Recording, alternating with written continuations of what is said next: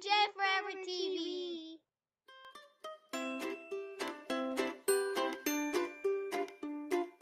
My name is James. My name's Faith. I'm Mommy Kristine. Thank you for joining our read along. We hope you enjoy it. Please like and subscribe for more videos. Hi everybody. We are back with The Tale of Peter Rabbit by Beatrix Potter. Let's get started with our read along.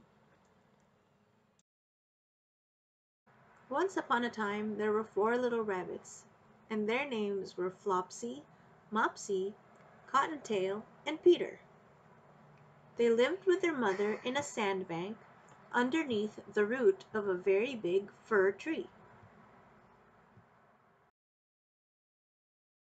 "Now, my dears," said old Mrs. Rabbit one morning, "you may go into the fields or down the lane, but don't go into Mr. McGregor's garden. Your father had an accident there. He was put in a pie by Mrs. McGregor. Now run along, and don't get into mischief. I am going out."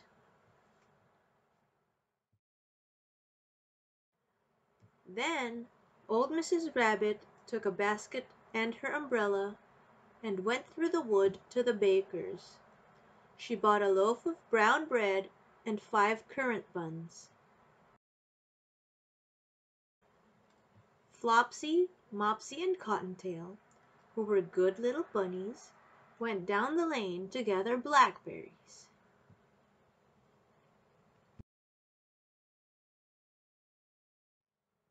But Peter, who was very naughty, ran straight away to Mr. McGregor's garden and squeezed under the gate.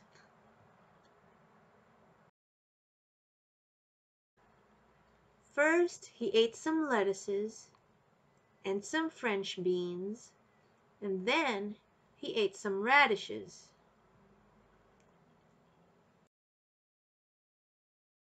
And then, feeling rather sick, he went to look for some parsley. But round the end of a cucumber frame, whom should he meet but Mr. McGregor. Mr. McGregor was on his hands and knees planting out young cabbages, but he jumped up and ran after Peter, waving a rake and calling out, "Stop, thief!" Peter was most dreadfully frightened. He rushed all over the garden, for he had forgotten the way back to the gate. He lost one of his shoes among the cabbages, and the other shoe amongst the potatoes. After losing them, he ran on 4 legs and went faster, so that I think he might have got away altogether if he had not unfortunately run into a gooseberry net and got caught by the large buttons on his jacket. It was a blue jacket with brass buttons, quite new.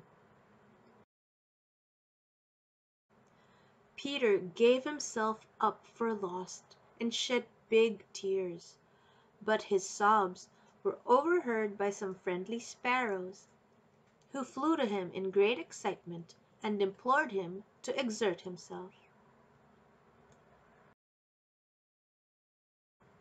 Mr. McGregor came up with a sieve, which he intended to pop upon the top of Peter, but Peter wriggled out just in time, leaving his jacket behind him.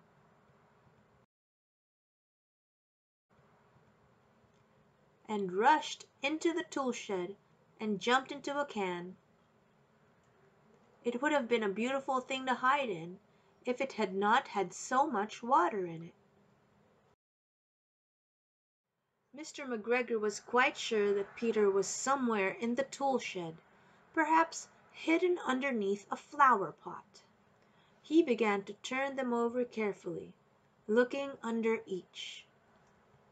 Presently Peter sneezed. "Kerchoo!" Mr. McGregor was after him in no time. and tried to put his foot upon Peter, who jumped out of a window, upsetting 3 plants. The window was too small for Mr. McGregor, and he was tired of running after Peter. He went back to his work. Peter sat down to rest. He was out of breath and trembling with fright, and he had not the least idea which way to go. Also, he was very damp with sitting in that can. After a time he began to wander about, going lippity, lippity, not very fast, and looking all around. He found a door in a wall, but it was locked, and there was no room for a fat little rabbit to squeeze underneath. An old mouse was running in and out over the stone doorstep, carrying peas and beans to her family in the wood. Peter asked her the way to the gate, but she had such a large pea in her mouth that she could not answer. She only shook her head at him. Peter began to cry. Then he tried to find his way straight across the garden, but he became more and more puzzled. Presently he came to a pond where Mr. McGregor filled his water cans. A white cat was staring at some goldfish. She sat very, very still, but now and then the tip of her tail twitched, as if it were alive. Peter thought it best to go away without speaking to her. He had heard about cats from his cousin, little Benjamin Bunny. He went back towards the tool shed, but suddenly, quite close to him, he heard the noise of a hoe. Scratch, scratch, scratch, scratch. Peter scuttered underneath the bushes. But presently, as nothing happened, he came out, and climbed upon a wheelbarrow and peeped over. The first thing he saw was Mr. McGregor hoeing onions. His back was turned towards Peter, and beyond him was the gate. Peter got down very quietly off the wheelbarrow and started running as fast as he could go, along a straight walk behind some black currant bushes. Mr. McGregor caught sight of him at the corner, but Peter did not care. He slipped underneath the gate and was safe at last in the wood outside the garden. Mr. McGregor hung up the little jacket and the shoes for a scarecrow to frighten blackbirds.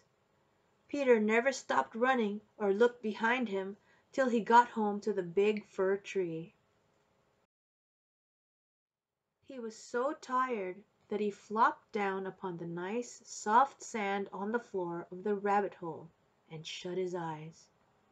His mother was busy cooking. She wondered what he had done with his clothes. It was the second little jacket and pair of shoes that Peter had lost in a fortnight. I am sorry to say that Peter was not very well during the evening. His mother put him to bed and made some chamomile tea, and she gave a dose of it to Peter. 1 tablespoonful to be taken at bedtime. But Flopsy, Mopsy, and Cottontail had bread and milk and blackberries for supper. The end.